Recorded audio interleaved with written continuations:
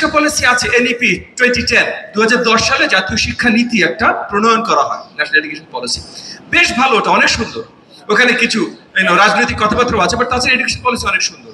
কিন্তু 2010 থেকে 2024 আমাদের শিক্ষা কি উন্নতি হয়েছে না অবনতি হয়েছে, এটা কিন্তু বড়ভাবে প্রশ্নবিদ্ধ। আমাকে যদি জিজ্ঞেস করেন, আমি বলবো উন্নতি হয় নাই ভাই।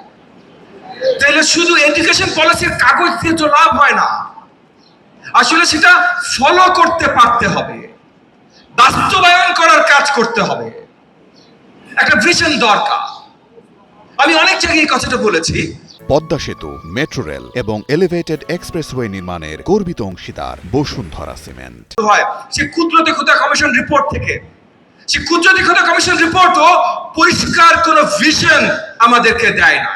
এরপর জামিলুর রেজা কমিশন, বহুত কমিশন এসছে, আমাদের অন্তর্বর্তীকালীন সরকারও কমিশন করেছে, কিন্তু কোনো পরিষ্কার ভিশন আমাদেরকে দেয়নি।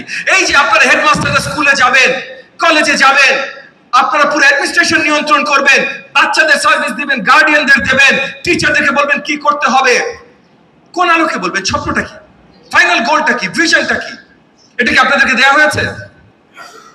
এত বছর ঠিকভাবে দেওয়া হয়নি। এই জায়গায় আমি আবার ধন্যবাদ জানাই আমাদের মাননীয় প্রধানমন্ত্রী জনাব তারেক রহমানকে। উনি পরিষ্কার ভিশন দিয়েছেন আমাদের মাধ্যমিক, উচ্চ মাধ্যমিক, উচ্চ শিক্ষার জন্য। পরিষ্কার ভিশন, স্কিল, ক্যারিয়ার। উনি পরিষ্কার বলেছেন যে আমরা যখন একটা শিক্ষার্থীকে ক্লাসরুমে নিয়ে এসে বসাবো, তাকে এসএসসি মানে 10 বছর, এইচএসসি মানে 12 বছর, বা আন্ডার গ্রাজুয়েট 16 বছর, যে তাকে আমি বিদ্যা তাকে দেব, তাকে এখানে লেসেন্স দেব, এটার মাধ্যমে সে কি পাবে, এটা পরিষ্কার হতে হবে। 10 বছরের শিক্ষা নিলে তার এই ক্যারিয়ার পাথটা পরিষ্কার থাকতে হবে, 12 বছরের শিক্ষা নিলে ওই ক্যারিয়ার পাথটা পরিষ্কার থাকতে হবে। আজকে আমাদের দেশে এইচএসসি পাস করে যত ভালো জিপিএ পাক, বিশ্ববিদ্যালয়ের পরীক্ষায় উত্তীর্ণ হয় না, পাস করে না। তাই বিশ্ববিদ্যালয়গুলো আর কোনো উপায় না দেখে পরীক্ষা বন্ধ করে লটারি শুরু করতে হয়েছে। এটা হলো আমাদের শিক্ষার অবস্থা। আজকে ভারতের সবচেয়ে বেশি বৈদেশিক মুদ্রা তারা অর্জন করে বাংলাদেশে লেবার সার্ভিস দিয়ে, লোক পাঠিয়ে চাকরি করার জন্য। কারণ আমাদের দেশে গার্মেন্টস ফ্যাক্টরি থেকে শুরু করে বড় বড় যে জায়গাগুলো আছে, সেখানে আমাদের দেশের স্কিলড ম্যান পাওয়ার নাই ওই চাকরিগুলো নেওয়ার জন্য। ভারতের চতুর্থ হাইয়েস্ট এক্সপেক্ট ইনকাম আসে বাংলাদেশ থেকে। আমাদের সন্তানদের আমরা চাকরি দিতে পারি না কেন?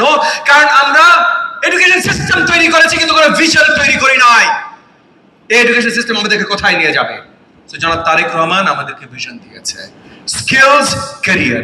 ক্যারিয়ার পাথ যদি না দিতে পারো, তাইলে তোমার এডুকেশন সিস্টেম ব্যর্থ। আজকে তাহলে আমরা দায়িত্ববদ্ধ, আমাদের দায়িত্ব আছে এই ক্যারিয়ার পাথগুলো তৈরি করে দেবার। এই ক্যারিয়ার পাথগুলো যদি তৈরি করতে হয়, আমরা প্রাথমিকে আসি। তাহলে প্রাথমিকে বেসিক পাঠদান আমাদের